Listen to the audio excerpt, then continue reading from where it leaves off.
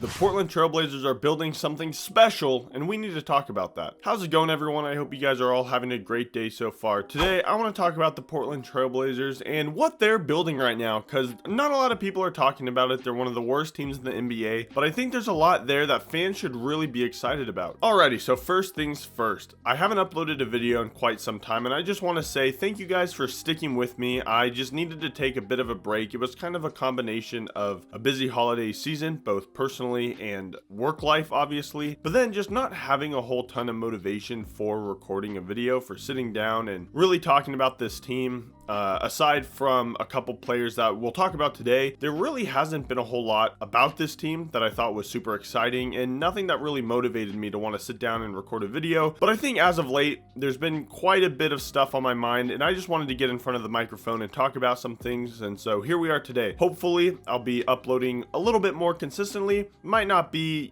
every other day like some of you guys were used to early on, but, even if it's just one video a week, I think that'll be a lot better. And so yeah, look forward to more regular videos, and make sure to comment below what kind of videos you want to see, what players or topics do you want to see me talk about, and make sure to subscribe if you haven't already. So kick back, relax, and enjoy the video. So the Portland Trailblazers, they are currently sitting at 14-28, which is 13th in the Western Conference, which honestly isn't much better than they were last year. On this exact day 1 year ago, the Blazers were 12-30, which was only 2 less wins. But I think there's a lot to be excited about with this team, and so let's just jump right into it. Now, first things first, before I get into specific players that have me excited about this team, let's talk about a few guys that I hope aren't on the team at this year's trade deadline. The NBA trade deadline is February 6th, which is in about 2 weeks, and I know a lot of people might go back and forth on who should or shouldn't be traded, so I just want to give my thoughts here first, and then we'll get into a couple players who I think have really shined and really blossomed this season. First up, we got Jeremy Grant. He's a veteran, doesn't really fit the timeline, and he takes a lot of minutes away from our other forwards like Toumani Camara, Deni Avdija, etc.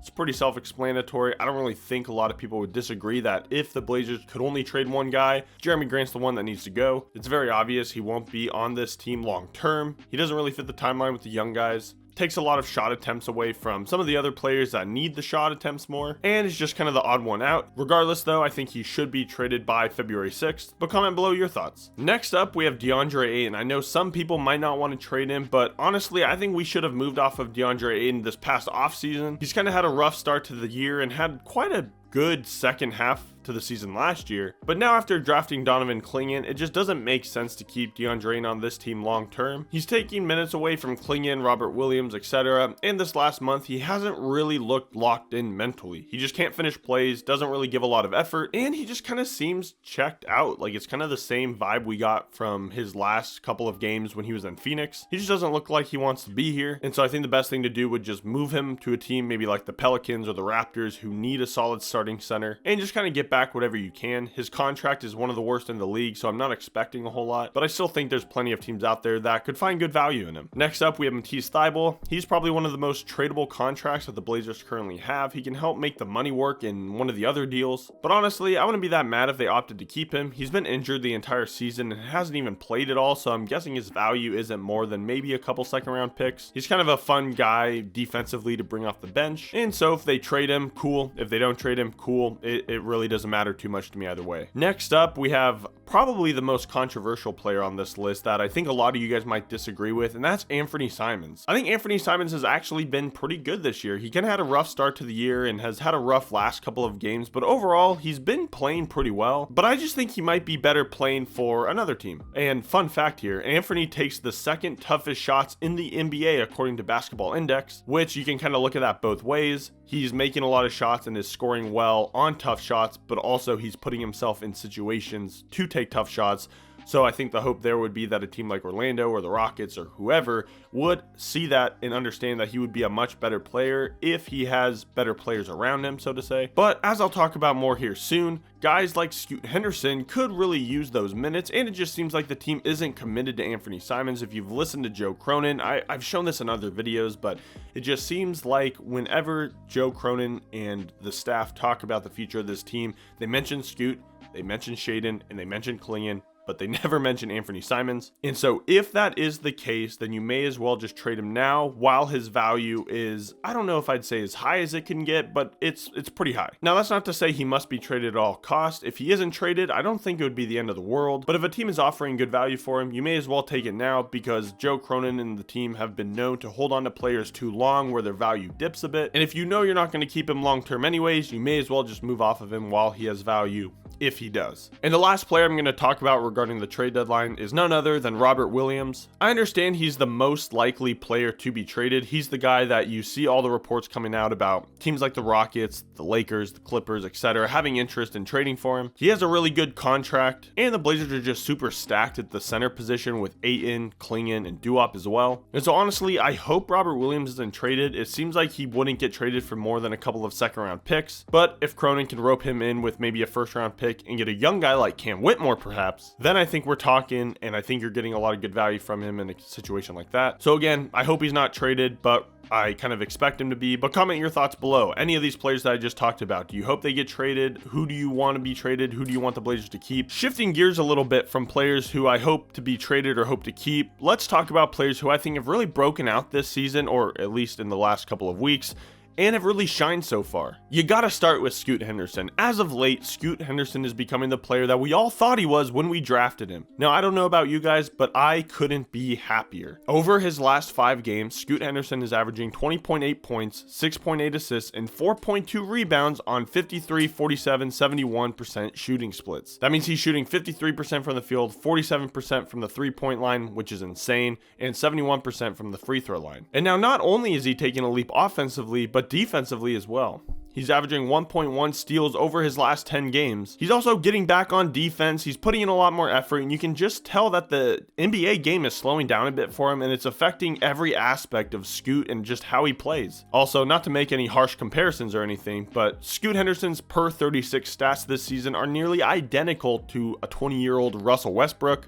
I'm just saying. So Scoot Henderson is truly blossoming and becoming the player that we all thought he was when we drafted him last year, 3rd overall. And I'm excited to see how the second half of the season plays out for him. Now, on to arguably the Blazers' best player, Deni Avdija. Words cannot describe how perfect of a pickup Deni Avdija was to this Portland team. He had a bit of a rough start to the season, but since late November, he's really looked like the player that this team thought they were getting when they traded for him. On the season, he's averaging 14, 6, and 3, and that's including a really rough 10 to 15 games or so. But he's averaging 17, 7, and 3.5 over his last 20 games, so he's really starting to figure it out. And Deni Avdija is truly a guy that just glues this team together. He's a player that every NBA team needs. He's like a Mikal Bridges, an OG Anunoby. He just does a bit of everything, and especially in the modern day NBA, every team needs a guy like Deni. He does everything you would want. He plays defense, he playmakes, he's good at ball handling, he shoots the ball well, he's a leader, and just overall makes all the players around him better. Now, some people may think that the Blazers overpaid a bit for him, and at the start of the season when he wasn't really playing well, you never really saw that quote-unquote Deni game,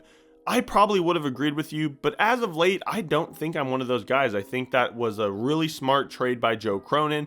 That was probably the best opportunity the Blazers had to go out and get a guy like Deni, and if we can hold on to him for the next 4 years at least, then I think that was a smart pickup. Obviously, trading away Bub Carrington this year essentially wasn't exactly great. I mean, the Blazers could always use more young guys like that with promise, and Bubs looked pretty great, and we have no idea what that Bucks pick looks like a few years down the line, and so I think that'll kind of help shake out if this trade truly was a good move or not. But at least as of right now and how Deni's been playing over the last couple of months, I think it was a great pickup by Joe Cronin, but I totally understand how some people think he may have overpaid a little bit for it. But comment below, what are your thoughts on Deni Avdija? Are you glad that the Blazers traded for him? And now finally, a player who we all expected to have a breakout season and who sorta is. And that's none other than Shaedon Sharpe. Little fun fact here, I've actually met Shaedon Sharpe before. Great guy, very tall. Shaedon Sharpe is coming off of a season-ending injury last year in January, and he didn't play any basketball until November 7th as he was dealing with a injury in the offseason, I believe to his shoulder, the same shoulder that he hurt in Summer League his rookie year. And it definitely took him a few games to kind of get back on his feet and get his feel back for the NBA game, but on the season, he is currently averaging 18.1 points, 3.9 rebounds, and 2.7 assists,